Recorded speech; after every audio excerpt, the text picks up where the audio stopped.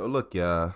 In this video, this man he fainted after he accidentally killed his wife. I don't know what happened, but something bad happened. So viewer discretion is advised. You finna hear some crazy stuff. Inside this car are multimillionaire business owners Matthew Mollicone and his wife Kimberly. Matthew is seconds away from confronting the man who's been in a secret affair with his wife. He has a plan to get revenge, but has no idea how horribly it's about to play out. Get out of here, bro. Get out of here. Stay away from my wife. I don't even know what the f*** Oh.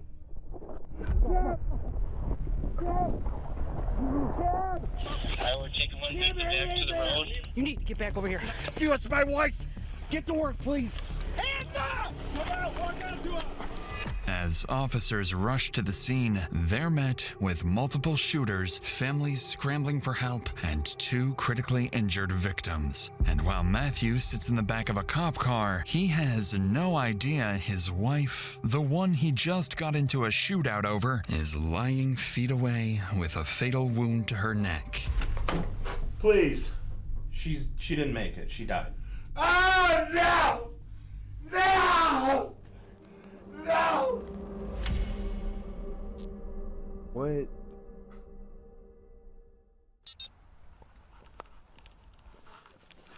Oh, she was having a fire. Police are stepping inside the nearly 8,000 square foot mansion of Matthew and Kimberly Mollicone, arriving in the middle of a rapidly developing homicide investigation. The married couple are well-educated, successful business owners. Together, they run State Barricades Incorporated, a traffic equipment company generating an estimated $3 to $6 million annually. They live here with their 3 teenage children, and from the outside, the Mollicones appear to have built a stable, comfortable, and luxurious life. Or so it seems.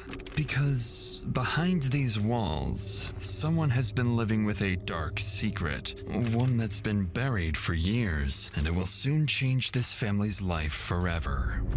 These officers are here to execute a search warrant following the sudden passing of Kimberly the previous night. They need to document the scene, collect evidence, and piece together what led up to the incident. Sheriff's Department. New subscriber alert. We have overlooking upstairs. I'm gonna clear this wing. Sheriff's Department. There's another room upstairs. Inside the mansion, the wealth is impossible to miss as officers sweep through multiple entertainment spaces and rooms dedicated to leisure. But as they look deeper, grim details start to emerge. Looks like maybe drugs on the table, boss. Yeah. And there's cocaine on the table. This is definitely a sign of there's a big struggle going on here. In the basement, on a coffee table, officers find lines of laid out beside a straw and a razor blade. The physical findings inside the mansion are only the first hints of what's been happening behind closed doors. And the officers searching this home are walking through the opening chapter of the tragic downfall awaiting the Mollicone family. So it looked like drugs was involved too. Okay, how?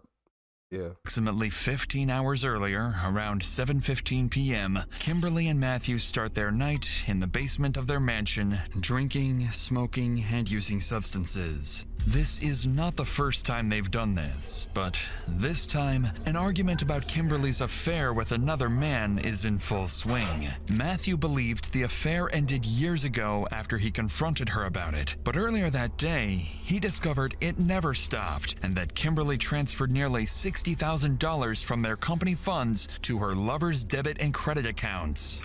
Around 7:15 p.m., the argument escalates physically. Matthew begins throwing objects.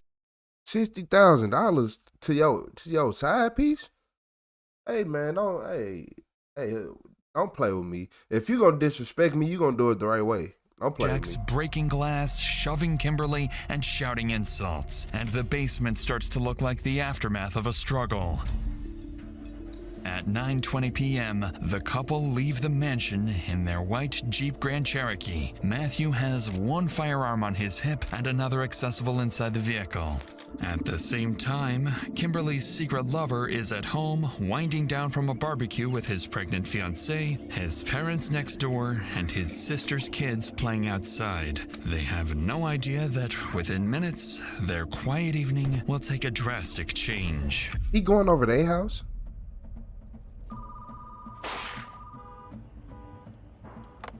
911, what is the address of the emergency? An ambulance. What is the address? House. They pulled out of... What is the address? I don't know the address here. Where are you calling from? There's a house just south of 29 Mile on the east side. Are you in? I'm in the line of fire. Okay, where is the person with the gun? I'm behind the car. Where is the person that is shooting? He's in the house. Sir, do you have a weapon on you? Yes, I do. You do? What is your name? Catch him out. Approximately 5 minutes after this alarming call, a team of 31 officers from the Macomb County Sheriff's Office is mobilized and dispatched to the location.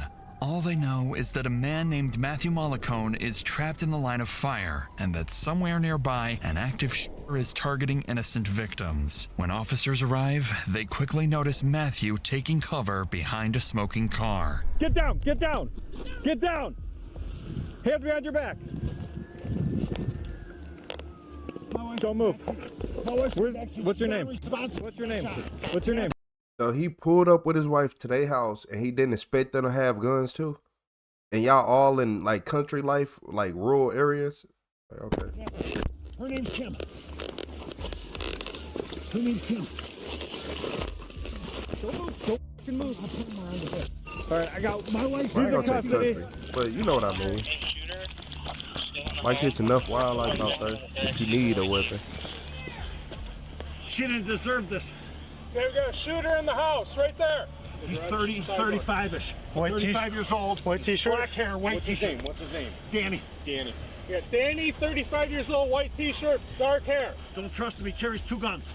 Possible 2 guns. Help her, please. Never mind the shooter. Help, never mind the shooter. You're behind the car. Get to work.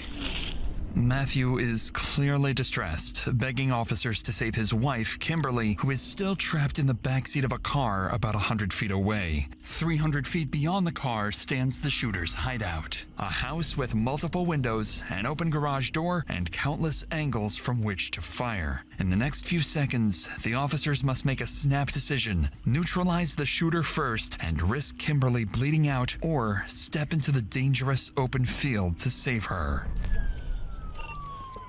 Anybody in the Jeep, step out now with your hands up!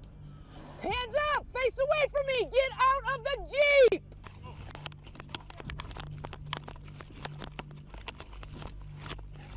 I got you. Take care of her. Shit. All right. Let's go. Let me swim off the cover. He got mad and took his wife over there to confront him. Basically expose everything. Do we know how many shooters we have in the house? And they ended in the shootout. Pulled me in front of the front door. Pull her this way. And I believe he shot first. I don't care what nobody says. Come on, man. It's time to start shooting. So at this time, we This only have ambulance one needs to get through. shooter in house. She's more important than that asshole. She don't deserve this, man. Hey, get to work, please. Please, I don't care what you know. You gotta get to work. You need to get back over here. Lay down. You, it's my wife. Get to work, please. Please. Please, I'm begging you. Sir. CPR something. Sir. Now I kind of see why the police be so hesitant in the situation, because not only is this man in the wrong, if somebody comes to your house and they are being very aggressive towards you, and he had a gun on him, you came over here with a gun for a reason. You weren't looking to be just peaceful. You knew that it was a possibility that you were coming that aggressive and you might need to use it. CPR. Listen, we have Why your wife in the car shooter, is man. crazy. I can't. That you love I so need a much. car. Police car down this way. Need cover. Between a piece truck. We have, looks like 1 gunshot wound to the neck. Her calling says there's an elderly male with a white t-shirt just at the garage. Her father, not the shooter. Okay. After managing to pull Kimberly from the car, paramedics begin working urgently to save her. She's been shot in the neck and is unconscious, so every passing second matters. At the same time, SWAT prepares to move in and neutralize what they believe is an active shooter barricaded inside the house. At this point, officers are operating almost entirely off of Matthew's account, thinking there's an armed gunman inside. In reality, there's no active shooter at all, only a wounded homeowner and several family members inside the residence. Without that context, every tactical decision carries enormous risk and could put innocent lives in danger. So he wasn't even shooting back? That was you shooting the whole time? On, and within seconds, that possibility is tested when the two elderly parents suddenly emerge from the house. Hands off, hands off.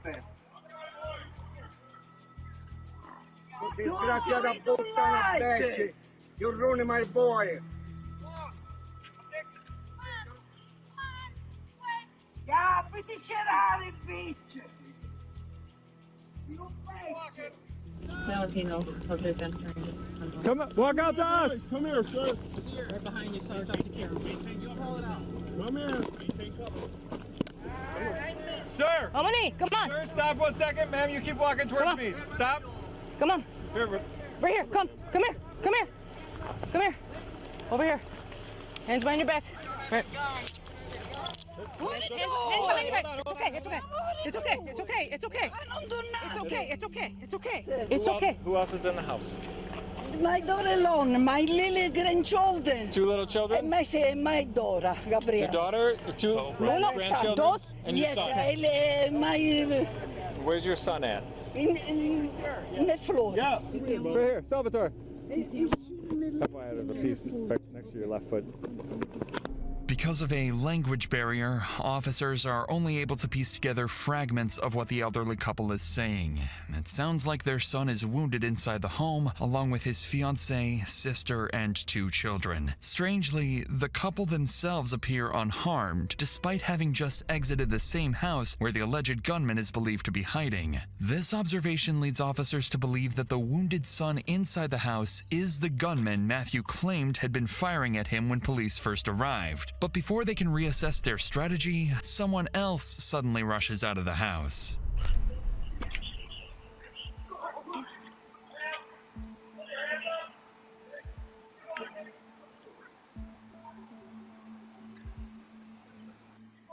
Come straight out. Towards me. Ma'am, go to your right side of the car. Your right. Keep your hands where you can see them. With the 3 more family members out of the house, police now believe only 2 people inside remain, the elderly couple's son and his fiancée. And based on Matthew's 911 call and earlier statements, they're operating under the assumption that the son inside is armed and extremely dangerous. So officers tighten the perimeter and cautiously advance towards the house, preparing for a potential shootout.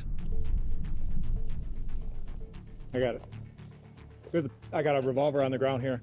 Hold that ground. Yep, I got a revolver on the ground right here. Hey, Ryan, careful. I think the shooting happened right here. So I see a shell. I got a pistol. So just watch where you're stepping. There's a couple more guns in the house. We just got the 2. We're going to try to get this guy out.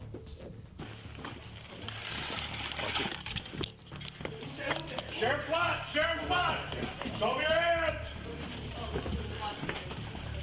On the ground, on the ground! Take down the ground, on the ground! This is the rest of the ground, okay? Take down. By the way. There's a 22 in that closet. We'll just leave it there, guys. Okay. It's gonna hurt. Hey, listen, dude. It's gonna hurt, but it's for your best good, all right? It's been bleeding out, man. We don't get the time. What's your name? Danny, I'm Jason. How you doing? Inside the residence, officers find 38-year-old homeowner Daniel Giannone suffering from 2 gunshot wounds. Beside him, his fiancée, Eliona, is desperately trying to stop the bleeding. Police call in paramedics to treat Daniel's wounds. Daniel himself doesn't appear to be the aggressive gunman Matthew described, and as officers begin speaking with him, they quickly realize the situation may be the complete opposite of what they first believed. Or if it went in and then came out. Okay. So. Well, I was running away, so, but. I don't know how many shots were fired. But whatever was in that gun. This is the gun that shot you here? No, that's the gun I had with me. You didn't have a rifle? No, no rifle. I have my if we help you CPR. stand up, or do you want us to carry it? Keep the camera back on. Give me a hand. Keep the camera on. Yeah. What's that? 104 today. Yep, got it.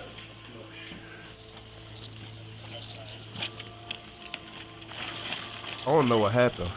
Why is his revolver outside? Did he get shot outside, drop it, run in the house? By some miracle, officers finally managed to stabilize the scene without further casualties. Following this, Daniel is placed on a stretcher and carried out of the house to be transported to the hospital. Thanks to his fiance's quick efforts to control the bleeding, he has a chance to survive. However, the outcome is different for Kimberly, as on the other side of the property, paramedics reach a grim conclusion. Yeah. No. She's dead. We got an active shooter scene going on. We can't leave her, but we can't just take her because she's. Tragically, Kimberly does not survive her injuries, leaving behind her 3 children and her husband Matthew, still unaware that she's dead.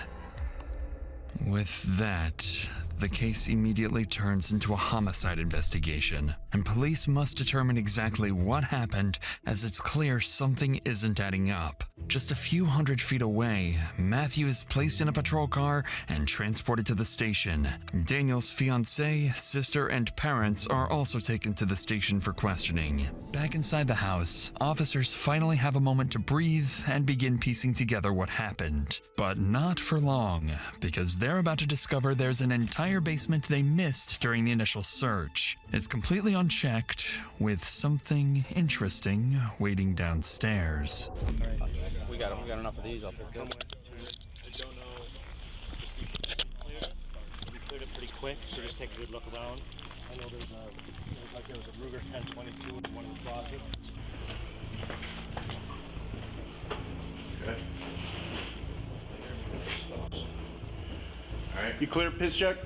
Ryan? All right, come in with us. Come out of here. You go with Justin, I'll hold it. Yeah. I'm just clearing that.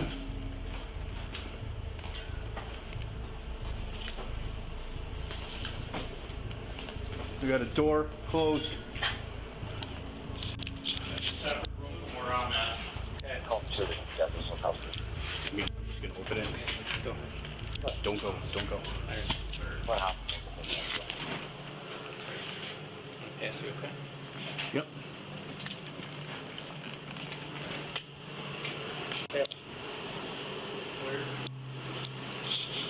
Room clear. Clear.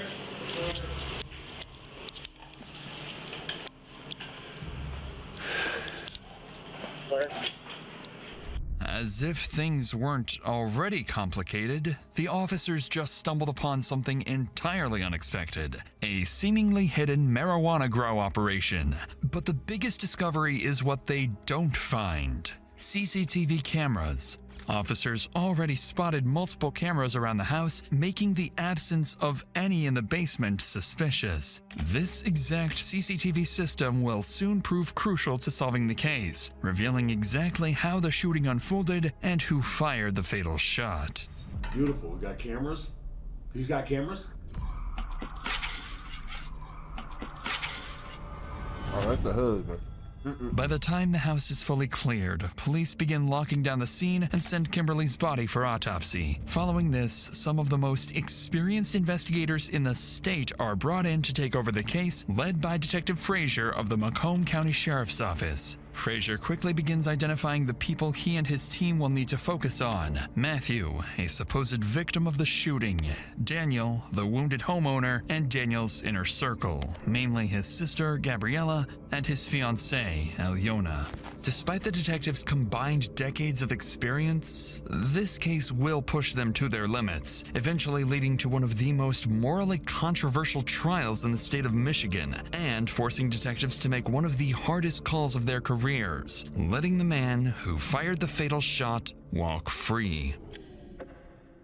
It's now 3 hours after the shooting, and based on preliminary statements from responding officers, investigators believe they may be dealing with a volatile dispute between two families with multiple shooters in the picture. So they need to determine what sparked the conflict and who fired the fatal shot that ended Kimberly's life. However, there is one major problem ahead. In cases like this, there is no neutral ground. Every statement will be biased, and each person will blame the other side. Additionally, both primary suspects are temporarily off the table, as Daniel is being treated at the hospital and Matthew is too emotionally volatile to be interviewed. Still, investigators have to start somewhere, so they decide to begin by interviewing Daniel's family, starting with his fiancée, Alyona. Her account will be compared against other witness statements, looking for inconsistencies that might expose the truth. But for Alyona, this interview serves a different purpose, as she will slowly begin to realize that the man she plans to marry has been living a secret double life for years. Anytime you want to be done, just let me know. You're not under arrest or anything like that. We're just trying to piece together what happened. As I'm sure you are as well. Yeah, I would like to know kind of like... Okay. We like heard like little shots and I didn't, like for a second, I was like, oh, is like Danny like scaring the chickens with like a fake gun or something like that, because like we have 6 chickens and they always come to the front and we're trying to train them to stay in the back. Okay. Not that like I wasn't concerned, but I was like, oh, maybe it's like the chickens, but then it was like shot after shot after shot after shot, and I was like, girls, like come over here, like stay away from the windows, and like, and then SWAT came in, like literally like hands in the air, like, okay, I guess, you know, whatever, I don't know, I guess that's how it works. So and then we were out, then we came out of the front door too. Based on Alyona's words, it appears she has no clear understanding of what sparked the shooting. In reality, she knows more than she thinks. She just needs the right questions to connect the dots. There's no way. There's no way. Who's this guy at your house? He said stay away from my wife, so that's gotta be either somebody he's... Mom. Like... Ellie. Either been with or is with right now. Ellie? I don't know. Who's he been with? I know he was with the lady, but... What's her name? Kim. Okay. But as far as I know, they were like done. Okay, so why is he showing up at your house now? That's a good question now. I don't understand why she would come with him, like why she would bring him there. That's kind of weird too, though. If I was having an affair, I wouldn't exactly take my husband to the person that I'm having an affair with. Sounds like maybe things didn't end there. If this guy's showing up saying that. Great timing. Things are finally starting to make sense in the room, and it's becoming clear to detectives that Alyona's fiancé, Daniel, had a past affair with Matthew's wife, Kimberly. Yet Alyona seems clueless that the affair was still ongoing. She's convinced it ended long ago and that they were happy together again. Whether that's the actual truth remains to be seen. By now, investigators understand they're dealing with people who have secrets, and that no one involved can be taken at face value, especially the 2 men at the center of it all, Daniel and Matthew. So with Alyona's statement recorded, investigators wrap up the interview and prepare to speak with Daniel's sister, Gabriella, the mother who fled the house with her terrified children when SWAT arrived. Unlike Alyona, Gabriella will prove far more aware of her brother's secret affair with Kimberly. There's a lot going on tonight, and we're just trying to get to the bottom of it. This is horrifying. Horrifying that this would happen in our home. My mom was inside. I could see them over at his house. My brother was barbecuing. They were hanging out. Girls were excited.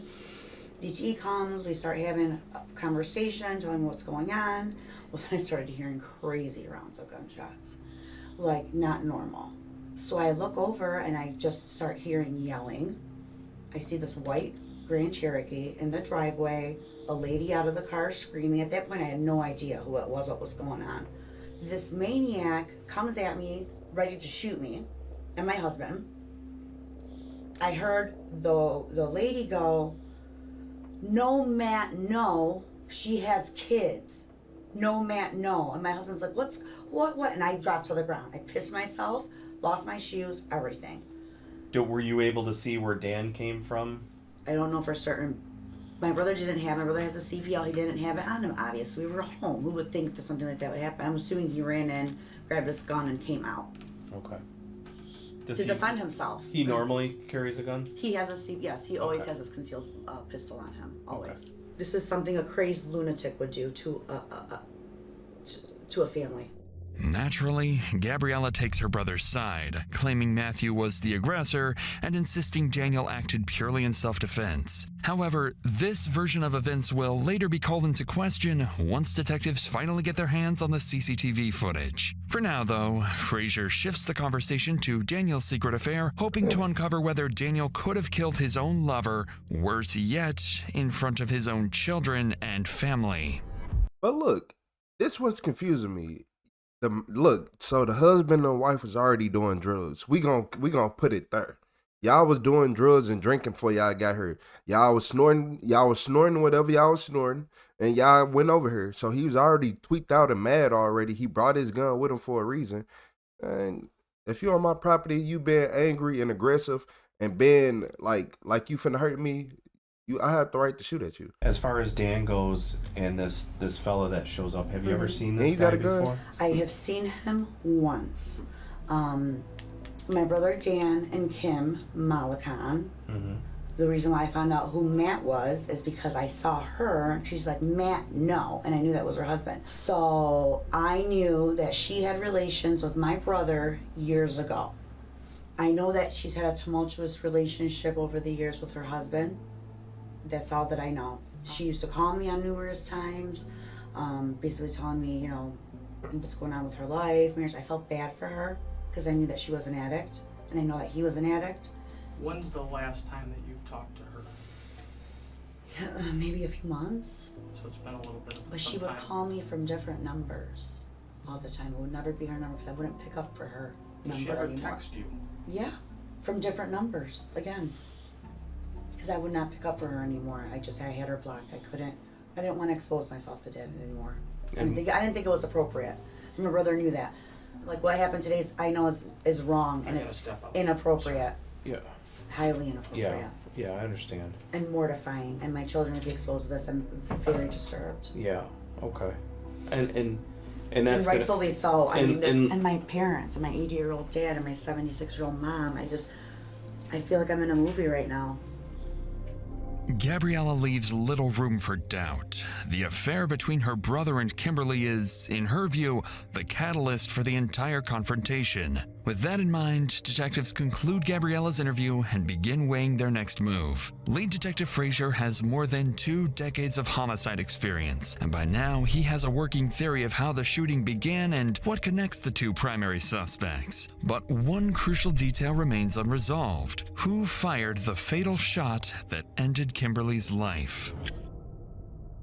Approximately 6 hours after the shooting, investigators receive a critical update. Daniel has stabilized and is asking to tell his side of the story. An hour later, officers wheel Daniel into the interrogation room. He appears visibly shaken and still in pain. There's a gunshot wound above his right knee and another injury on his right foot. Just hours ago, he was bleeding inside his own home, with his family only feet away from the deadly crossfire. The whole thing lasted seconds, but in those seconds, everything changed. And it's moments like these that you can realize just how fast your life can change. In January 2021, 62-year-old Lewis Brown was driving to work at his job as a deli meat / Dr. Insanity. With that said, let's get back to the investigation, where Daniel has just been brought in from the hospital to provide his account of what happened the previous night. Detective Frazier knows that Daniel is a man with secrets. Everything he says could be a carefully crafted story, and for all they know, they might be sitting across from Kimberly's killer.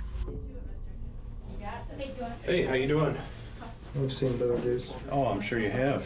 Obviously, there's a lot of things that took place tonight, so I'm gonna start by just kind of letting you, like, why don't you just tell us what happened?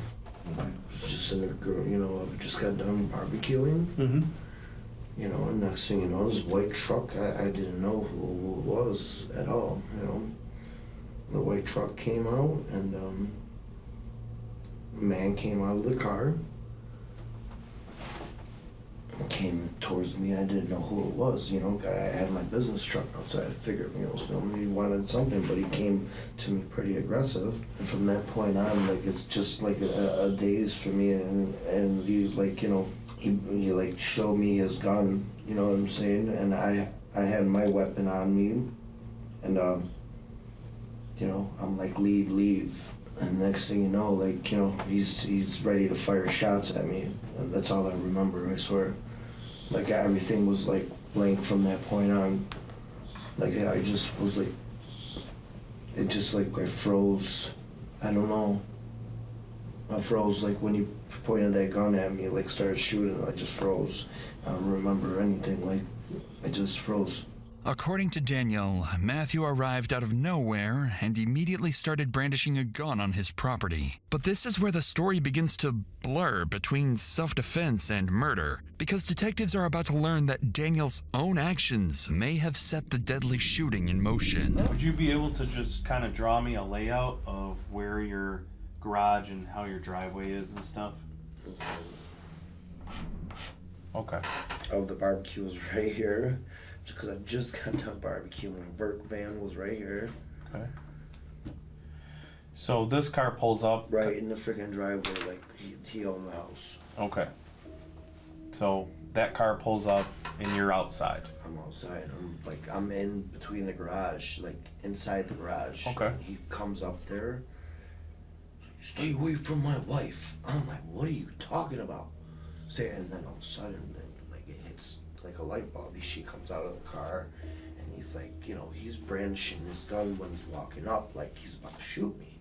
Like, what do you mean by that? Like, he had his gun, like he was pulling it up, like you look like he was ready to fire.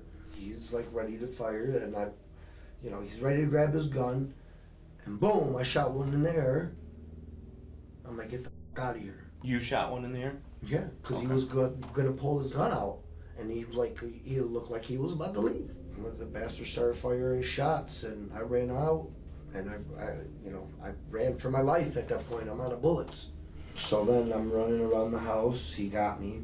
He's firing at me at the corner of the house. I had another firearm inside the garage. So you grabbed that second firearm? Yes. And what is it? What kind of gun is that? It was a Glock. Okay. It was a 27 compact. Okay. This is the time that you need to get this out, okay? We don't want to go down the road and you be like, oh no, I said, you know, everything is on surveillance camera. Okay. Everything is on surveillance camera. I'm gonna tell you like what I remember, because after those shots were being fired at me, like I just don't remember anything after that point. So like I just like panicked. I panicked when he started shooting at me. Like I panicked. I just wanted him to leave. What Daniel has just revealed is exactly what investigators have been waiting for. During the house search, officers observed multiple cameras positioned around the property, pointing directly towards where the shooting occurred. Detective Frazier knows he needs access to that footage, but he must wait for the right moment to secure Daniel's cooperation. Up to this point, Daniel has presented himself as nothing more than a victim, claiming he fired only a warning shot. Yet, something about his story isn't adding up. Throughout the interrogation, he never once mentions the other person in the car, Kimberly. Detectives already know about the secret affair from speaking with Daniel's relatives, and they're not about to let him off the hook. I thought he did say something about her in the car. I thought he said it hit him like a light bulb. Like whenever she get out the car, it was like a light bulb. Yeah. Am I tripping? Where we at right now? My bad, y'all. Yeah, look, I know he said So that. Frazier begins to apply pressure, forcing Daniel to drop the act and expose one of his secrets. Well, let's get into a little more detail leading up to the point where you froze. Well, I saw like the woman come out of the car, and I I'd known this woman, you know what I mean? I didn't know she was married or anything, you know? So here's, I'm gonna tell you right now, Dan. Some of the questions that we're asking you, right? We might already know the answers to some of them, right? I know and I'm not trying. This is your job. I'm not trying to play games with you, and I'm not trying to act like I know something you don't, I'm right? trying to go home and get this done as possible. So here's the deal, Dan. You know, obviously Kim was somebody that you knew, right? Yes. And you knew her on a personal level. Yes. Can you explain that to me? I've known this girl for quite some time, and ever since I met my wife, I've just parted ways. Okay. You know.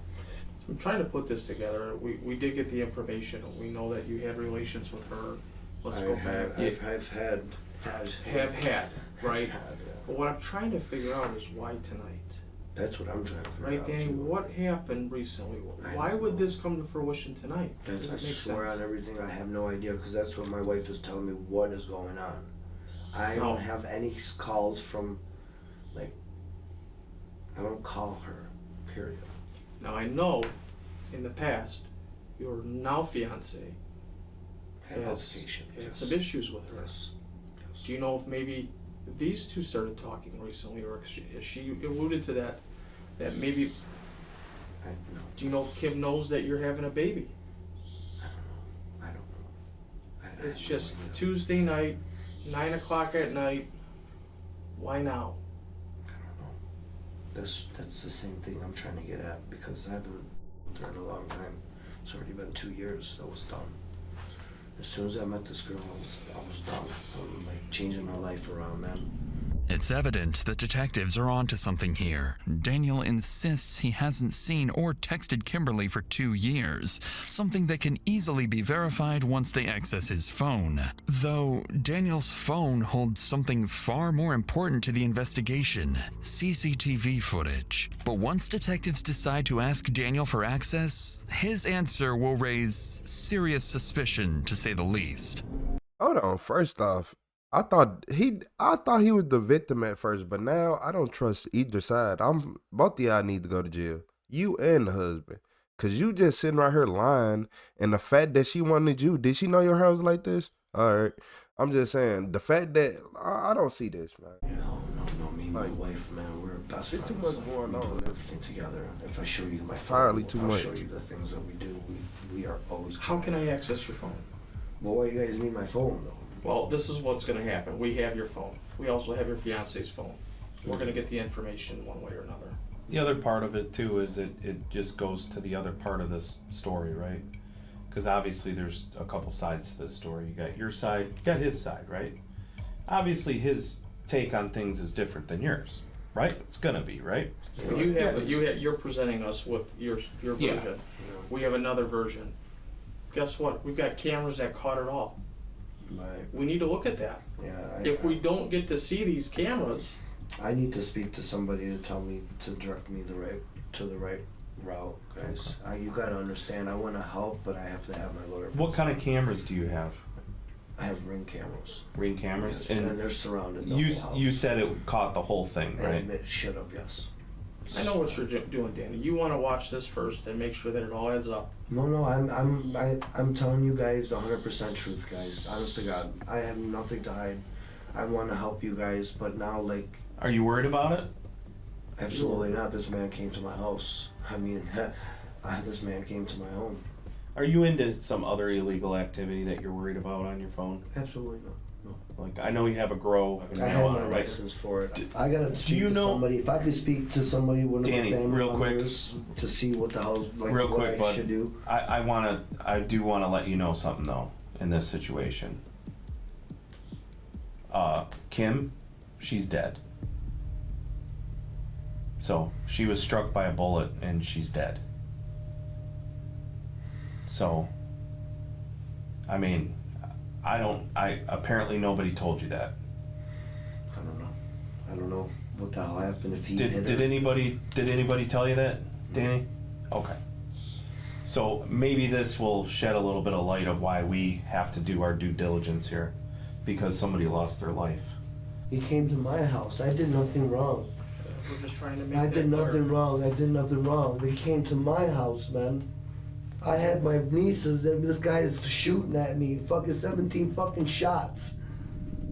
Needless to say, this is not what investigators were hoping for. Even after Detective Frazier brings up the marijuana grow operation in the basement as leverage to encourage cooperation, Daniel quickly clarifies that everything is legal and refuses to grant access to his phone without an attorney present, effectively forcing them to end the interview. With Daniel's refusal, detectives become more certain than ever that there's something on that phone he doesn't want them to see. Yet, the only other way to access it is through a search warrant, something far easier said than done. Now, it's Daniel's word against Matthew's, a development that complicates the investigation significantly. The CCTV footage could have been crucial during Matthew's interview. With multiple cameras around the house recording 24/7, the answer to who fired the fatal shot lies somewhere in that footage. Despite this setback, detectives settle on a strategy. They decide to hold Matthew overnight, time that may pressure him to break and reveal how the shooting really unfolded when the interview begins. In the meantime, officers obtain a search warrant for Matthew and Kimberly's home and head there, hoping to find anything that could help guide his interrogation. When officers arrive at the Mollicone residence, they're initially met with signs of wealth and comfort, but that impression fades quickly once they step into the basement. Is it just a rifle on that table?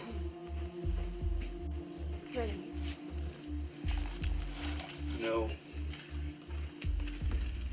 No. Only Paul's in there right now. There's No, but there's definitely signs of stuff being thrown and shattered. There was definitely a struggle in his. It's clear that the basement was the aftermath of a violent altercation. Officers also discover cocaine residue and a straw, suggesting that Matthew may have been heavily under the influence of drugs and alcohol during the shooting. As they continue the search, officers locate multiple gun safes in the basement and elsewhere in the house. Upstairs, in the primary bedroom closet, they find a small, clear plastic bag containing cocaine. Taken together, the findings paint a picture of a home stocked with firearms and narcotics, details that will be crucial during Matthew's interview. With the scene documented, officers relay their findings to Detective Frazier, who decides it's time to speak with Matthew. He's been restless for hours about Kimberly's condition, still unaware of her tragic death. Is she okay? I wasn't out there, sir. I've been here the whole time. You can't find out for me? I told you we couldn't tell you, sir. Oh my God. No. God, help her. God, please. She didn't deserve this. What's up? Hey. How's my wife? All right, here's what's gonna happen. Is she okay? Matt? Yeah. If I unhandcuff you, you're gonna behave yourself? Yes, absolutely. Okay, we don't have any issues there? Okay, what? When I unhandcuff you, I want you to have a seat, okay, partner? Oh boy, it's not good. No, it's not good, but... Is she alive? Is she alive? Hold on, relax, sit down. Is my wife alive? We're gonna talk real quick here, okay? Hold on 1 second. Oh my God. Tell me. Please. She didn't make it, she died. Oh no!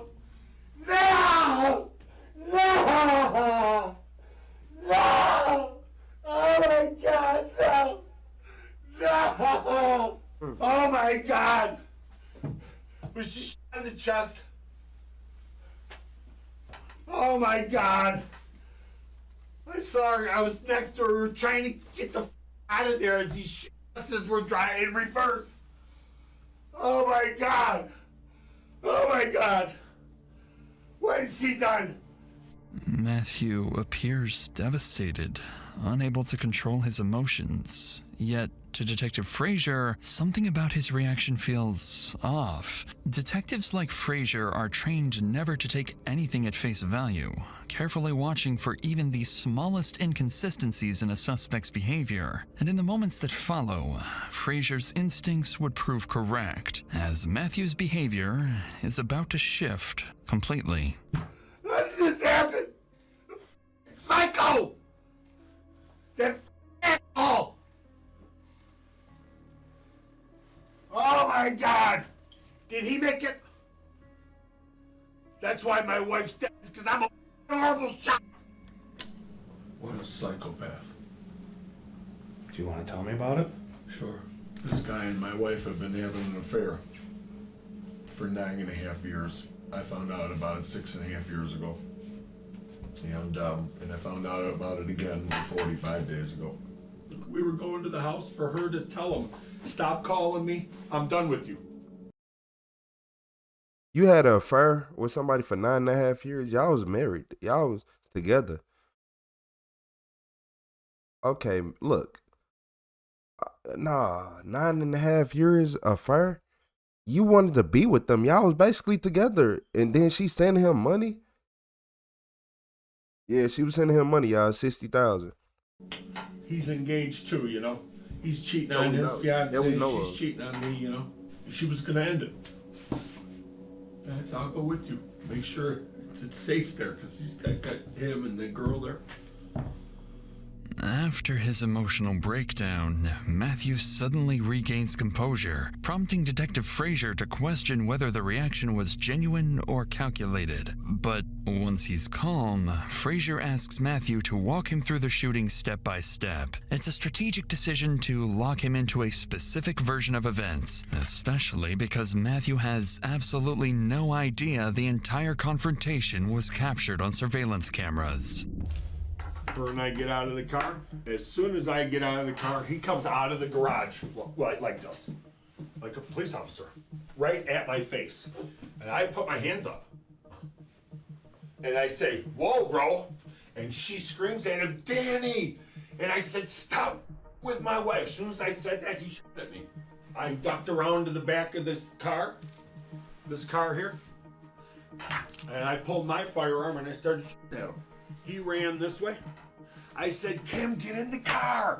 We got in the car. We were backing out, and he shot my wife. And the car stopped working. I couldn't get it in gear. So I got behind the car, and I called 911. That's it. That's how fast it. When he shot my wife, the car stopped somehow. And I got out. He was shooting at the car. I got out of the car, and I was shooting back again. And he ran around the side of the house. And then I didn't see him no more. And then I went to my wife and I hid behind the back of the car. Why would he do that? Like, she went there to talk to him. And this guy comes out like goddamn Rambo, firing his shit. I had my hands in the air with no weapon. My clip was concealed, officer detective. My gun was in its holster and concealed. I was like this. As expected, Matthew's story is the complete opposite of Daniel's. He insinuates that he acted in self-defense and claims that Kimberly's death was simply because he's a bad shot. Though one detail in his account immediately stands out, Matthew insists his weapon was concealed the entire time. Yet, when he reenacts the moment and raises his hands, the detective can clearly see that the gun would have been visible. But before Detective Frazier can press him on that inconsistency, he is called out of the room with a critical update. The CCTV footage has just come in. Daniel has finally agreed to grant access to the footage, either out of guilt or confidence that it will clear his name. So detectives immediately begin combing through the recordings, and it doesn't take long before cracks begin to form in both men's stories. At 9:30 p.m., Matthew's car arrives at the property, and at first, events appear to follow his version of the story. The first gunshot heard in the background is fired by Daniel as a warning, just as both men described in their interviews. But in the minutes that follow, things begin to unfold very differently from what either man claimed, and it will determine which of them spends the rest of his life behind bars. Danny! Danny! Matt, get in the car! Danny! Stay away from my wife! Stop it! Stop it! Stay away from my wife! Danny! No!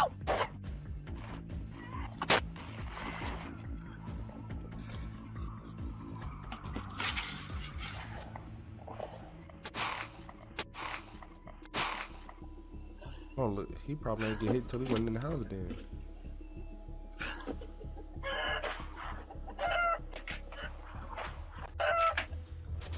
Who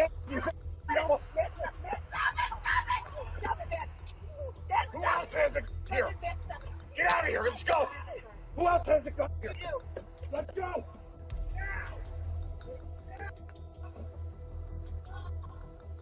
Get out of here. In the chaos, as both men exchange gunfire, a single bullet tragically strikes Kimberly. And although Matthew was clearly the aggressor, the fatal shot came from Daniel's weapon, complicating the investigation and making it harder to determine who is truly at fault. Armed with this new evidence, Detective Frazier returns to the interrogation room, ready to apply more pressure, knowing the CCTV footage has completely dismantled Matthew's version of events. And in the next few moments, Matthew would unknowingly dig himself into a grave. Were you guys drinking today? Yeah. Okay. How about drugs? Were you doing any drugs? What were you doing? A little cocaine, marijuana. Okay. So you're doing cocaine, marijuana, doing some drinking, and you decide to go up there with her. You're fucking pissed. No. You weren't mad. Some guy's boinking your wife. Detective, listen. And you're not mad about it? I've known about this for 6.5 years. Right. I was mad. And now, you were told it was cut off, right? No. And then today you're told it's not cut off. 45 days ago I was told it's not cut off. And you're saying your wife was driving and your wife was in that driver's seat every time you guys went to leave, went to do whatever. You're saying now that your wife was in the driver's seat.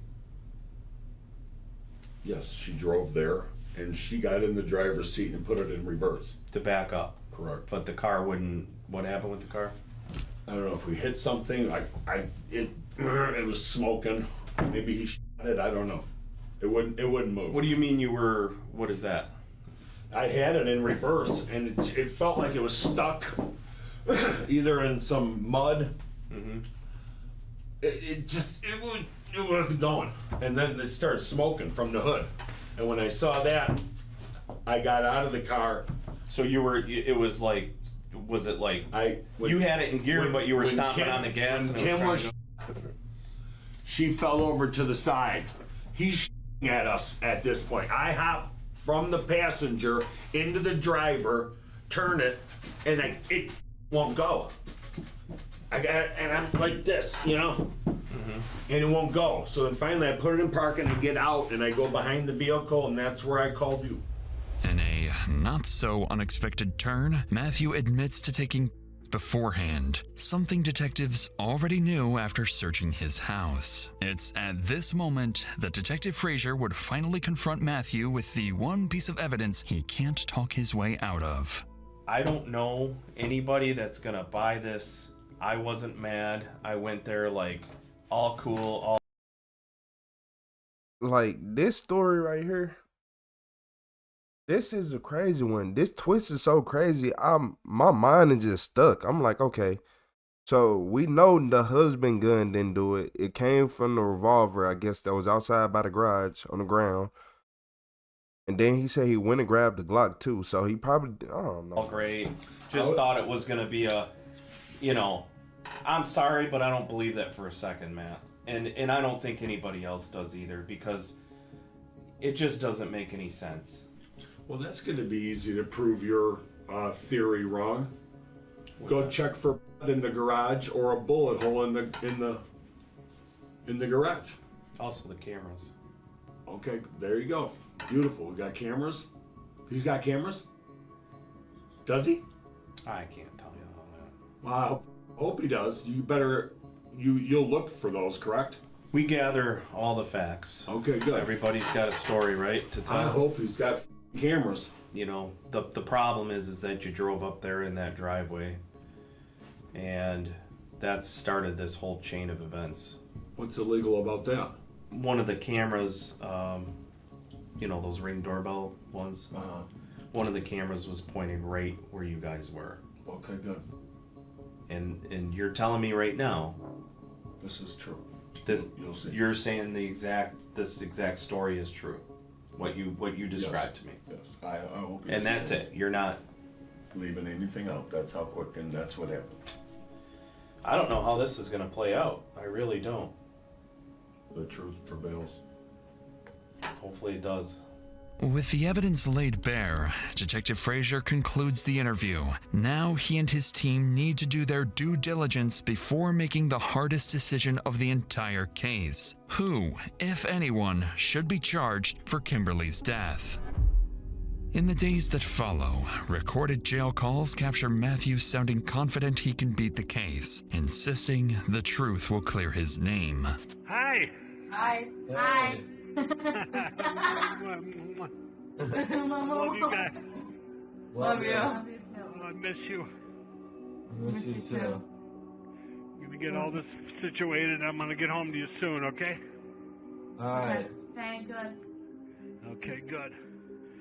I got the truth, I got God, and I got the best lawyer in the state of Michigan. So I'm gonna get home to you guys soon, alright? Alright, Dad. Sounds good. As Matthew waits in jail, detectives and prosecutors continue investigating to determine which of the two men will ultimately be held accountable for Kimberly's death. On paper, the answer isn't obvious. The fatal bullet came from Daniel's gun, but the CCTV shows Matthew initiating the confrontation. Detectives and prosecutors debate two options: charge both men and let a jury decide, or treat Daniel as a homeowner defending himself and his family and place the legal responsibility solely on Matthew. In the end, they make the call. Under Michigan's self-defense law, even if Daniel's bullet killed Kimberly, Matthew created the deadly crossfire and therefore bears the legal responsibility for her death. With this, Matthew is formally charged with attempted murder for shooting at Daniel, voluntary manslaughter for Kimberly's death, and multiple counts of felony firearm. In the weeks that follow, investigators uncover a darker side of the marriage. Multiple witnesses describe a pattern of alleged abuse between Matthew and Kimberly, including physical violence and intimidation. That context offers detectives insight into why Kimberly may have gone along with an armed trip to her lover's house instead of walking away. 2 years later, in May 2024, Matthew's jury trial begins. During the trial, the two sides present very different versions of the same shootout. Matthew's lawyers argue self-defense, claiming Daniel was the one who came out armed and aggressive, forcing Matthew to fire back and protect himself and Kimberly. They portray him as a devastated husband and a father who snapped under emotional strain. The prosecution frames Matthew as a jealous husband who armed himself, consumed drugs and alcohol, and drove to Daniel's home looking for a confrontation. After an 8-day trial, the jury rejects Matthew's full self-defense claim and finds him guilty. He is sentenced to a maximum of 40 years, with parole possible after roughly 18 years. Meanwhile, Daniel Giannone, the man who fired the fatal shot, is ultimately released without charges. What y'all think about that one? I'm not gonna lie to y'all. Not gonna lie to y'all. I don't know what to think about that. Because to me, it looked like she probably got shot. Did she get shot through the window of the car or what? Like, I ain't gonna lie. This person narrating this video, y'all missed a lot of details. Like when you said he never brought her up. Yes, he did. He said then a light bulb went off. When the light bulb, I finally seen what you said. Oh, a light bulb went off my head. That, like, what does that mean? He said a light bulb went off. When he said that, he said when she got out the car, a light bulb went off. So yes, he did notice who she was. I don't know. I mean, at the beginning, I was already with the fact that you don't go to nobody's house. But at the end of the day, he's gonna appeal it.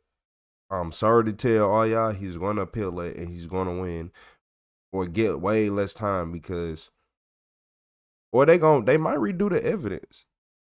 Cause it looked like a bullet went through the wind, like the windshield or something. I could be tripping, I could be wrong, but it looked like one of them bullets went through the windshield.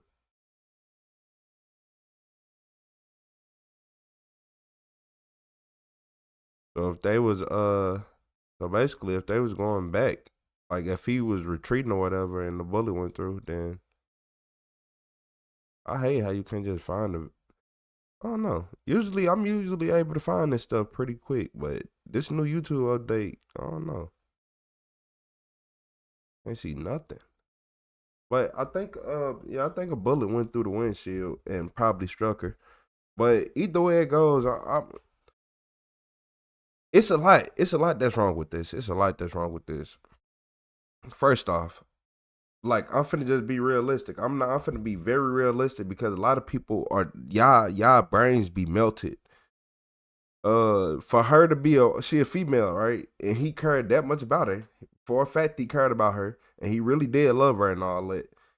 She been cheating for 9-10 years. You think you think a man is finna be like the fact that he is even that nice to the point where they can be around each other should tell you a lot.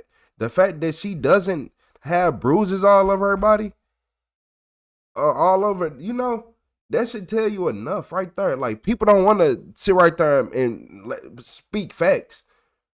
If you were with somebody every day that's cheating on you, do you really care about them? Do you really care about them? And then the fact is, because we like, let's go there. Let's go there. She had enough money to leave. Why didn't she leave? She had the type of money where she can leave in the middle of the night. What, your business, this and that? No, it don't matter. If you want to leave, you want to leave. Just like men sacrifice everything. Come on. So let's go there. Yeah, I love being the villain. Because I'm not finna lie to you. I'm not finna sit right here and lie to y'all. It's a lot of stuff that's off to me. First off, if somebody been cheating on you for this long, whether you thought they not cheating or not, you know when they cheating again. You just ignored it. Boom. And he still didn't snap off that. Okay, he did a little drugs, went over there and tried to confront the man because look, basically what I look at is he is a man that can't control his wife and he's not going to fight with his wife and do all that. So the only tough thing he can do is try to show his wife that he is going to walk up to the man that she's sleeping with and been with for 9 years. Basically, they should have been together. She been talking to this man, having a affair with him for 9 years. So the husband like, you know what? I'm tired of this. I'm tired. They go over there and then shots get fired. I don't like the fact that he going to jail, even though the other man that she was having an affair is the one that shot her and like killed her. It was self-defense. But I'm like, hey, realistically, I think if anybody had to do anything, it should be 10 years, not 40. 40 years? Like, I understand he is wrong. He is 100% wrong. But this story and the way people try to make it seem like y'all go get all these. First off, I hate friends. Don't know. Look, friends only know what you tell them. So how the fuck are you gonna go ask somebody friends? That's one thing I always hate about detectives. Why would you go ask somebody friends? Like, I'm finna go ask your friends about how the relationship with these people. A lot of friends don't like you, or they only know what the female tell them. Like, do you know how many? Like, they're just like males. I only know what my male friend tell me. I don't know what she really doing. I don't know what her POV. Like, come on. And I'll be stupid to believe everything he said is true, and I'll be stupid to believe everything she said is true. Vice versa. So no, I hate when people, let's go talk to these friends. You talking about miserable who go to work, then come back and sit on the couch, sit on social media all day, does nothing with her life, her? Like, come on, man. Stop playing with me, man. Miss nothing? You finna ask Miss Nothing? Miss Terrible Life? Miss I can't do nothing with my life? Who can, what? I would have seen good people go to jail from police taking bad interviews from the wrong people. And then, oh, my bad. But when people get out and put hands on them now, it's like, what? Now it's a problem. Okay. Nah, you not finna sit right here. It's too much going on. Like I said, it's too much going on. The fact that, man, look, you should have kept it P. You over here trying to be like, okay. You should have been like, you know what? You right. But no, you didn't want to say that. You wanted to be like, I don't know what you're talking about. I don't know what you're talking about. Just so you like why? Like why do y'all be on that? I don't know what you're talking about. Yeah, okay, your wife out here. Too bad. You were cheating. You was cheating. You been cheating for years. She know you cheating already right now. You be thinking y'all actually being sneaky. You not being sneaky. But is it man, this one made me mad. That 40 years just made me mad. I look, cause I'm like, look, it saying the other man started it. The other man started the shooting. Cause if anything else, it would have been a yellow match. I don't think it would have escalated. I think he'd have been like, leave my wife alone. You know what? You right. All right, just go ahead, get off my property. Boom. Just go ahead and leave. Get off my property. No, you pulled out your gun. You shot in the air, made the situation more hostile. And then they were, I don't know what happened, but a bullet ended up going through the windshield. It looked like, and that probably the one that hit her. But hey, I don't know. I might be the crazy one. People tend to say that.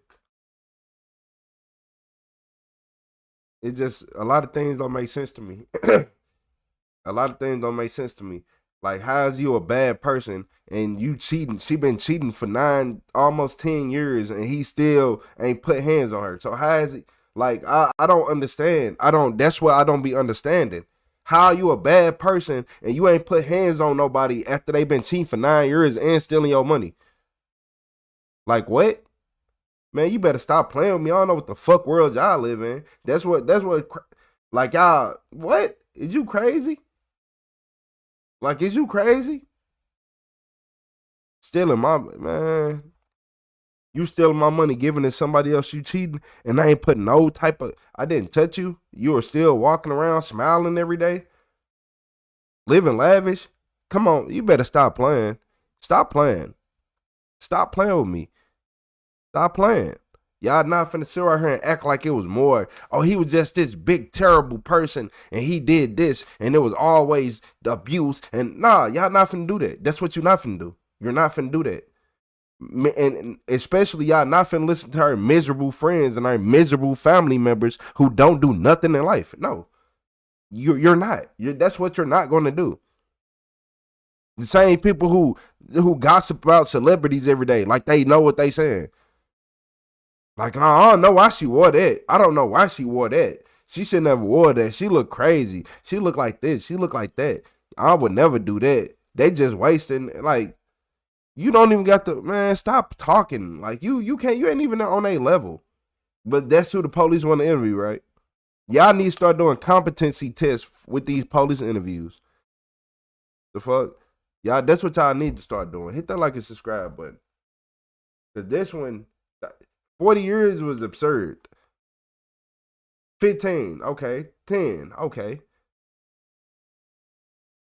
40, appeal it. I ain't going for that one. I am not going for that one.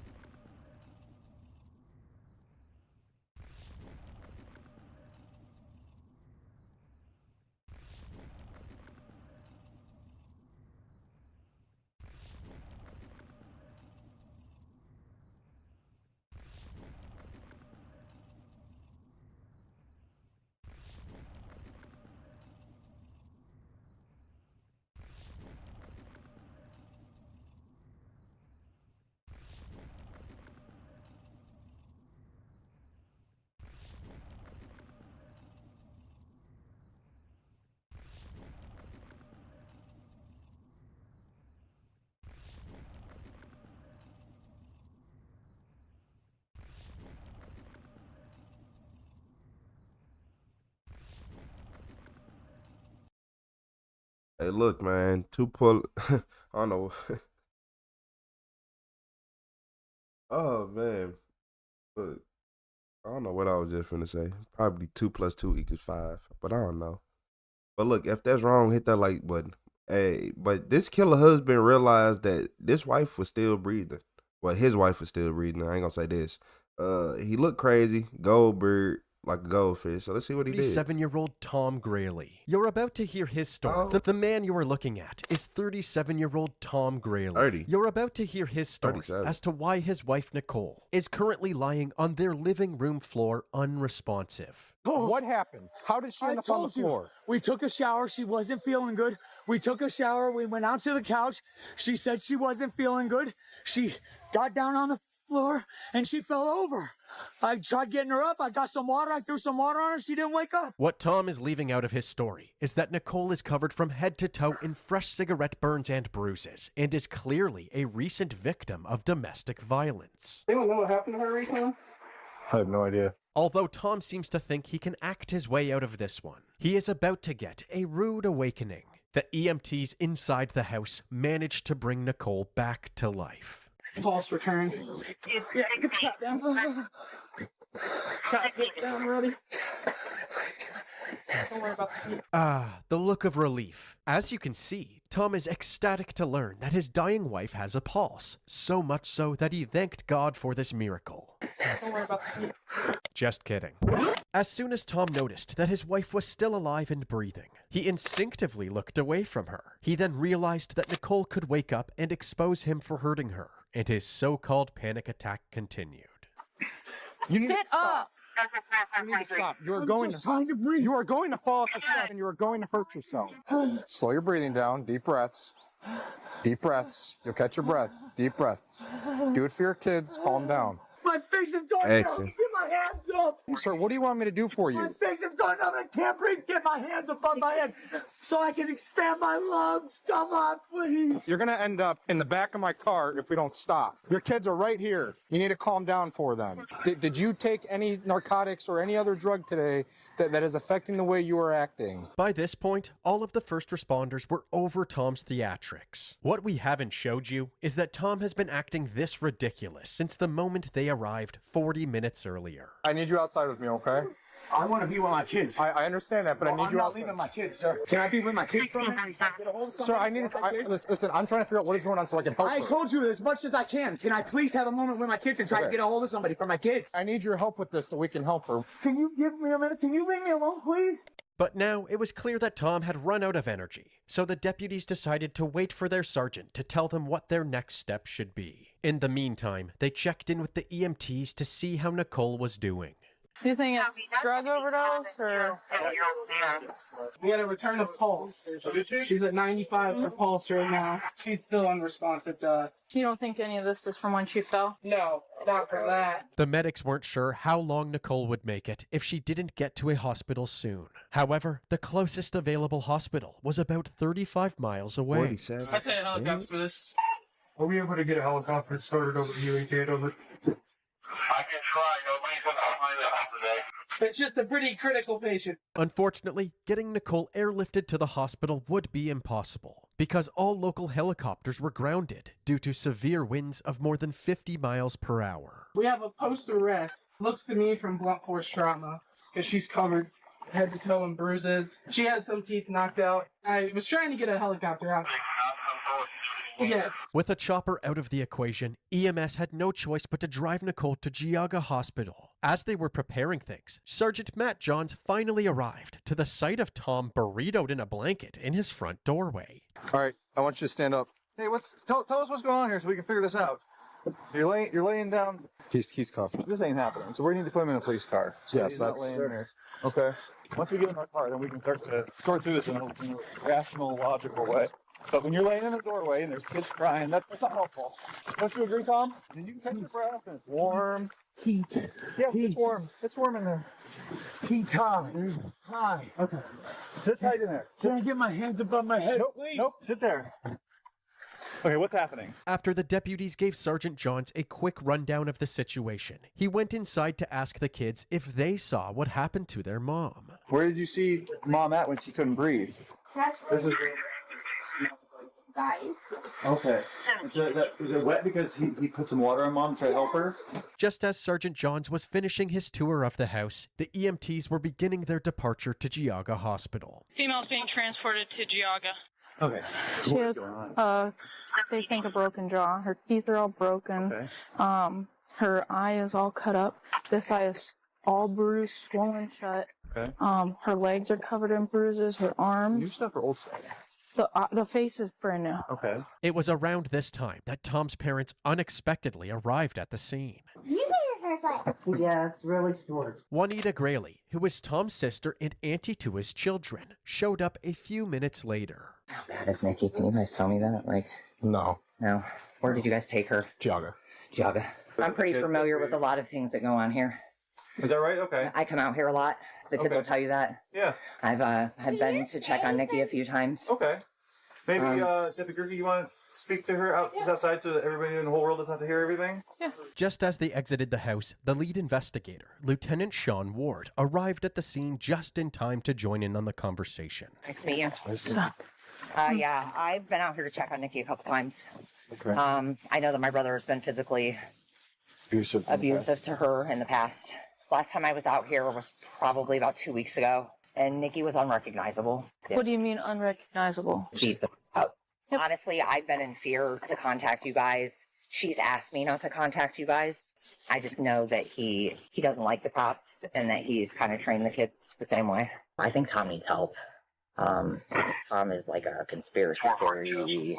He's up in that. I love him, but he's my brother, and he's up. Juanita didn't mince her words while detailing her brother's abusive nature. However, even though Juanita's statement is a valuable piece of the puzzle, the only ones who were actually present that night, other than Tom and Nicole, were the kids. So they asked the family if they could speak with the kids alone. Until we figure out what's going on, I don't want anybody in this house. Don't be afraid to talk to these guys, okay? They're here to help. They're here to help you, okay? And your mom. And your mom. They need to know what happens and what goes on here, okay? The kids seemed terrified, so Juanita was allowed to stay with them while they answered the deputy's questions. I know that Daddy's told you guys not to talk to people, but sometimes you have to. Have they been fighting the past couple days like they do when Anita comes out to visit and check on you guys? Yes? They have been? Just whatever you guys can remember, we need to talk to these guys and we need to talk to them, okay? This will help your mom and this will help your dad get the help that he needs, hopefully. It seemed like it was going to take some time for the kids to open up, so Lieutenant Ward and Sergeant Johns checked in with Tom in the back of the cruiser, hoping that he was ready to spill the beans. If you're in handcuffs, you're in back of the police car, I'm going to advise you of your rights. You have the right to remain silent. Anything you say can and will be used against you for the law. While Lieutenant Ward read Tom his rights, Sergeant Johns secretly placed his body cam on the passenger seat to record their conversation. Tom, look at me. You guys ever get physical? Can you do me a favor? What's that? One favor, and I'll talk to you for hours if you want. What do you need? Let me go in and sit with my kids and hold my kids, because I'm going to need to give you things anyway. You're going to need to give me things? I want to give you things. I have tons of things to give you. Like what? Boxes of stuff. Boxes of stuff. Like what? Oh, tons of stuff. I don't know. That doesn't help me. I'm interested in what happened tonight. Okay, Tom? We were in the living room. We started arguing again, and she said that she didn't feel good and fell over. Nicole didn't sustain those injuries from falling, and you know that. I know. I'm not saying you're a bad guy. I think things just got a little carried away tonight. Would you agree? I'm not agreeing with that. You're trying to put me in a position I don't want to be in, and that's making me upset. I don't want to. I wouldn't want to be in that position either. I get that. I understand. Please just let me put my arms around my kids and give you whatever you need. I'm not uncuffing you and having you put your arms around your children. It's not going to happen. Since Tom was still being uncooperative, Lieutenant Ward asked Sergeant Johns to transport him to the county jail. During the 15-minute drive, Tom threw a temper tantrum in the backseat of the cruiser, alternating between fake crying and lashing out at the sergeant. You won't listen to me. Nobody will. I am listening. Listen, we have to ride to the county jail, and I will listen to you. Yeah, but all the things that I'm telling you I need for my evidence, you're going to destroy because people are going to be in my house. You're not going to get it all. I've offered to give it to you, and I've tried to talk to you, and you guys just make a mockery of me. Is it not good enough that I'm trying to talk to you? Is it not good enough that I called for services? Is it not good enough that I tried to give you information? It's honestly, Tom. From nobody. I didn't do nothing. I didn't create no problems. The only thing I asked for was to give me a moment so I could calm down and counsel my kids and get some. When someone needs help and you want to give us a box of papers, that's no good. You know there's nothing in my house that's gonna save her. There's nothing in my house that's gonna save her. What happened to her? You were there and we weren't. And if someone could tell me what happened in your house before I got there, and I could pass it on to the doctors, it might make the difference between her living and dying. So I don't want to talk about boxes of papers. So why don't we talk about what happened to her so we can help the doctors understand what's going on? So they can develop a plan to help treat her and try to get her to live. I'm not a doctor. What do you want me to tell you that's gonna save her life? What caused her injuries? To save her life. What caused her injuries? You can tell me what caused her injuries is a great start. Me and her. What does that mean? That means just what I said. It means me and her. I told the 911 dispatch. She said she wasn't feeling good, and she passed out. She quit breathing. So how did her face get all like that? Change the subject on me. No, I'm saying you said... Change the subject on me. Okay. At one point, Tom realized he needed a new strategy, so he began begging the sergeant to pull over and give him his undivided attention. Please, pull over here. I'm not going to pull over. I can hear you just fine. There's no reason I have to stop to be able to listen. I can listen and drive. But you're gonna miss the most important things for me. But yet you said nothing yet. I tried to tell you, but you won't listen. However, when Tom didn't get his way, he threw another temper tantrum. My ears are wide. I ain't gonna lie. Tom is just annoying. Tom is one of them people who broke, love drugs. Like, I can just tell that Tom is just the average Kyle. Like, oh man, I don't know. I don't like him. But it ain't just that. It's the fact that this man sound like SpongeBob. You remember when SpongeBob was driving out with Patrick and they was talking? Like, that's why I'm over here just laughing. Like, bro, you going to just ain't saying nothing. You asked me what was in the boxes, and I told you lots of things, and then you turn around and mock me like, oh, well, that's how that's gonna save her. Yeah, right. You don't care one bit about her. You could care less. No, I don't care about a thing about you because you don't treat me like a human. The doctors want to know about her injuries. I tried to tell you what caused her injuries. I don't listen good. Tell me again. My ears are open. No. The mother of your children is in the hospital fighting for her life. She needs somebody. I'm not a doctor. Okay, and you won't even help. You won't even say what. A cop. You won't even say what happened. Saying what happened ain't gonna change nothing, and it ain't gonna save her life. What more do you want from me? I'm not a doctor. I'm a criminal. That was easy. That's how you treat me anyway. I'm done talking to you because you don't do nothing but treat me like a fool. Well, what? You'll have to think about that. Well, what? I'll have to think about it. You guys have the burden of proof. Thankfully, everything was caught on Bodycam, so there was plenty of proof that Tom was being difficult instead of trying to help his dying wife. The argument continued for 10 more minutes until they finally arrived at the police station. You'll have a chance to talk to the detectives, Tom. Good evening. Thomas Grayley is going to be placed in a holding cell by himself until he's interviewed by a detective. Okay. While Tom was being booked into the jail, the kids were finally starting to open up back at the crime scene. You said your mommy had the wrap on her. I saw that. But I also saw, like, the black and blue marks. What happened? Did he hit her with something, or did he hit her? What did he hit her with? Part of the BB gun. Part of a BB gun? Part of a BB gun? Where is that BB gun? Do you know where that is? I think these are in the... Don't touch it. Don't touch it. When was that today?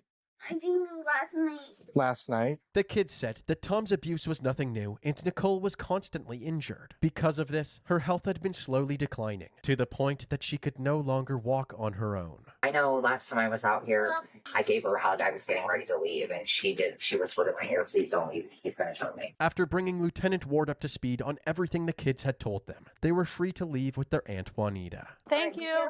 The investigators now believed they had enough evidence to prove Tom attacked Nicole, so they charged him with second-degree felony assault. At this point, Nicole's fate was still uncertain, She successfully made it to the Geauga Hospital intensive care unit, but remained completely unresponsive. Along with the visible injuries noted at the crime scene, Nicole also had several fractures to her ribs, face, and skull, as well as a lacerated spleen and liver. Her condition was only getting worse, so once the weather cleared up, she was transferred to a hospital in Cleveland for better treatment. Before confronting Tom again, Lieutenant Ward interviewed his inner circle, hoping to gather more evidence for an attempted murder charge. Tom's parents confirmed that Tom and Nicole's relationship wasn't very healthy, but they never saw this coming. I mean, I've never seen him hit her. We both know that he has smacked her. He's told never again. Don't let us see it. Don't let us hear about it. But anything like this, God, we had no clue. He's a control freak. He has to be in control of everybody's life. It seemed that everybody in Tom's life knew just how toxic he was. Even his closest friend Paul wasn't willing to vouch for him. You had indicated that you've been friends with Thomas Grayley since elementary school.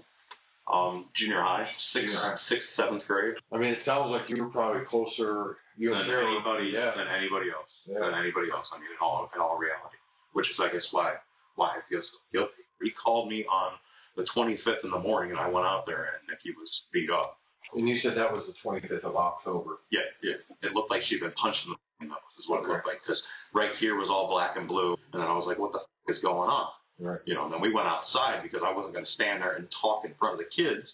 He told me he punched her. Okay. He told me he punched her. He told me he did that. The more people the lieutenant spoke to, the more clear it became that Tom's pattern of abuse had gone on for several years and had escalated exponentially over the past few months, ultimately leading to Nicole's demise. The question was, would Tom ever admit this? The answer quickly became clear as Tom fell into the same narrative that he was pushing the day before. I tried to be as honest with you as I could yesterday, and you just pretty much took me for a joke.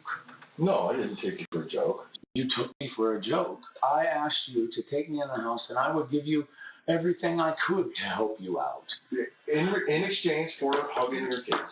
You either want to discuss how Nicole sustained her injuries and how she has bruising all over her body that's in various stages of healing. How she ended up with a lacerated spleen. So I don't want to argue with you. I don't want to give you a hard time. Okay.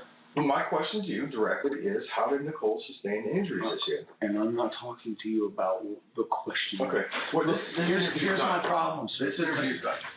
Okay. Detective, can you listen to me? No, I'm not. You're talking circles. I've got a search warrant to collect your DNA. That's your copy. Everything that I say or do will be used against me in a court of law. And it doesn't matter what I say or do. My words are twisted around, and I don't need to say anything. Nicole's injuries speak volumes. Okay. Sir, I tried to help you. I told my children not. You tried nothing. I didn't try nothing. That's why I tried to give you boxes of paperwork, right? I'm tired of hearing about paperwork.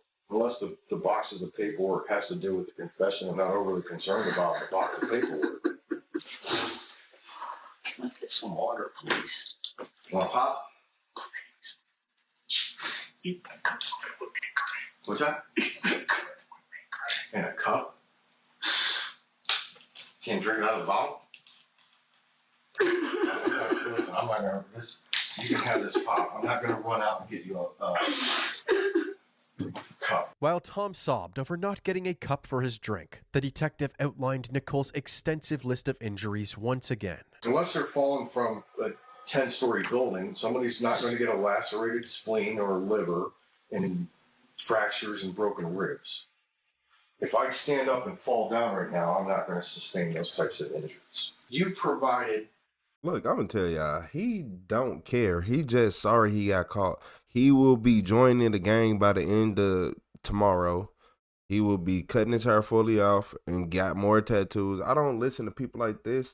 Like y'all wasting y'all time talking to him. He might confess, but 9 times out of 10, he won't. He's just a jailbird. You can tell he a control freak. Look at him. You can't even control and make your hair grow. So how you gonna try to control somebody? no assistance whatsoever in trying to clarify what happened with Nicole. You say you love her, but your actions say something different. Can we keep it more simple, please? What was difficult to understand? A lot of things are difficult to understand. All right, I'm not going to keep going. You're bouncing around. I'm not bouncing around. I'm confused. Okay. Can you get your piece of paper and write something for me? No. Here, let me get your piece of paper and write something, please. No. I want you to think about it, please. What do you want me to write? I don't know. I was going to have to take a second to think about it. Okay. Seeing the walls closing in on him, Tom revealed that he was actually the victim here, and Nicole was the abuser all along. Nicole has lied to me and manipulated me and made me forget portions of my life. I was going to try to help you. You're saying that she manipulated you and lied to you. Is that when you kick her ass? Or did she kick her own ass? I think Or did she kick her own ass? Because I will be asking. This what make me mad. Men ain't men no more. It's too much. Social media made men not men no more, and women not women too. But we talking about men right now. Social media and all this on demand. You know, back then you actually had to go out in the world and be a man. You had to somewhere actually be tough because you were going to get in a fight. Did you know that? Like nowadays, everybody just want to be calm and cool and cordial and peaceful. It's too much peace.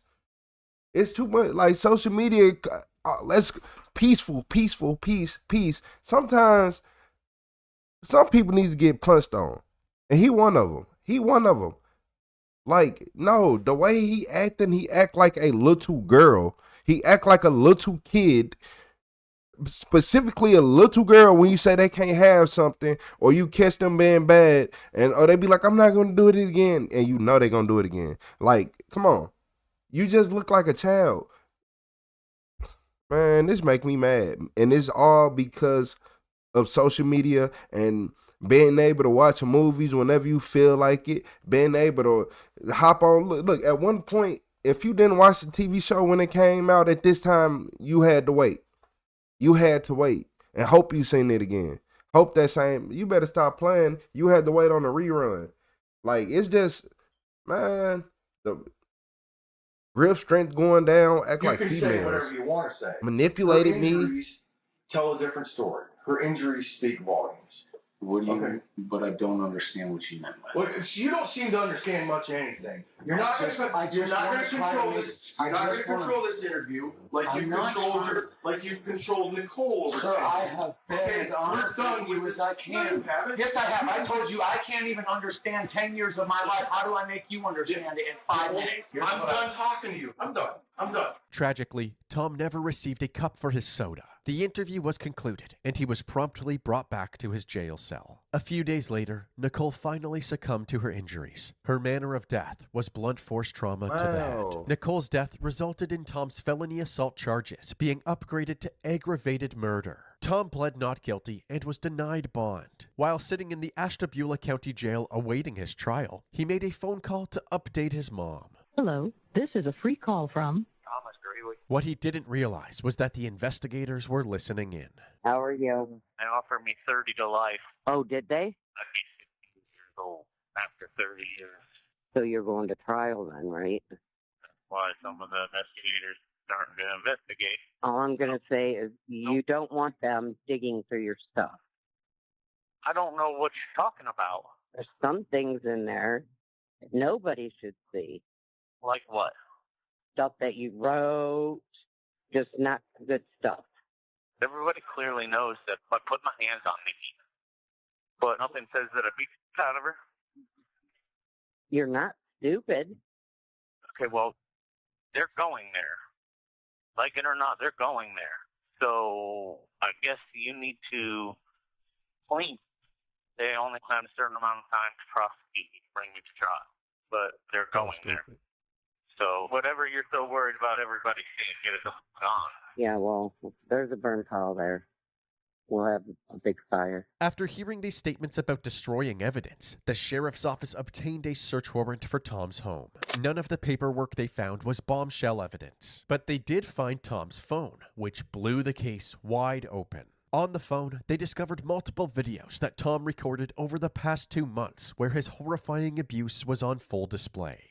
To everyone.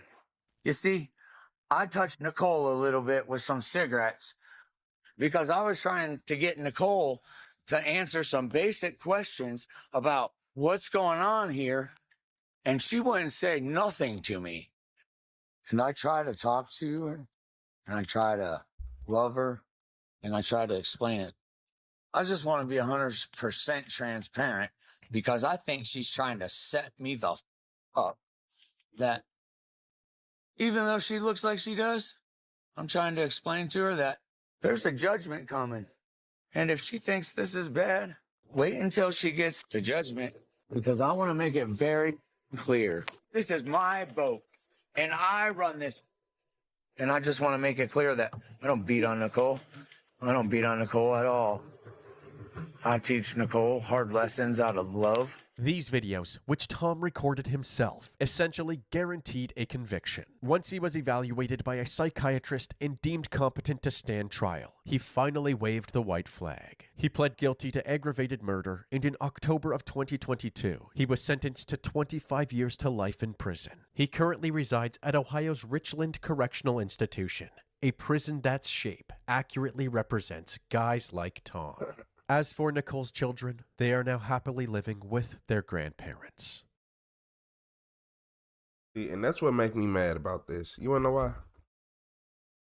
Cause y'all let somebody who this lame, y'all just be letting them think they can do that. Y'all wanna know why people like him don't have black friends? Y'all, cause we would have punched on him. We would have been punched on you. We would have been punching on you already. When you weren't gonna be able to do nothing about it. You wasn't gonna be able to do a thing about it. I could have straight came over every day and gave you a nuggie, and you can't do anything about it. Nothing. Not a thing. Like, come on. This why they be picking their friends. People like him only choose weak friends. So if he was his friend, that means you're a weak person and you need to evaluate yourself. And you can tell you're a weak person because you let all this go down, been together for 10 years. I'm like, hey, bro, hold on. You don't even get into that argument. But 10 years, I'm like, bro, nah, man, you gotta do better. Like, I would not ever let you wake up every day without reminding you and trying to, like, nah. I wouldn't even nah, man. I can't even think of that, because this shit just crazy. Like, y'all been around her for that long, knowing he over here beating on her, and she over here telling you, don't leave, don't do this, and you leave, like, talking about, I run this. You don't have no money for real, boy. That living situation you was in, man, get on, man. You better get on, boy. Not finna sit right here and listen to you. Nobody not finna listen to nobody of your stature. Like, this is my boat. I run this. I teach lessons out of love. Well, let me teach you something out of anger. You teach him out of love, let me teach you something out of anger. For 10 years, you just, like, I can just tell. I think she's trying to set me up. Oh, you on drugs, huh? They trying to set me up. Man, get your, man, hit that like and subscribe button.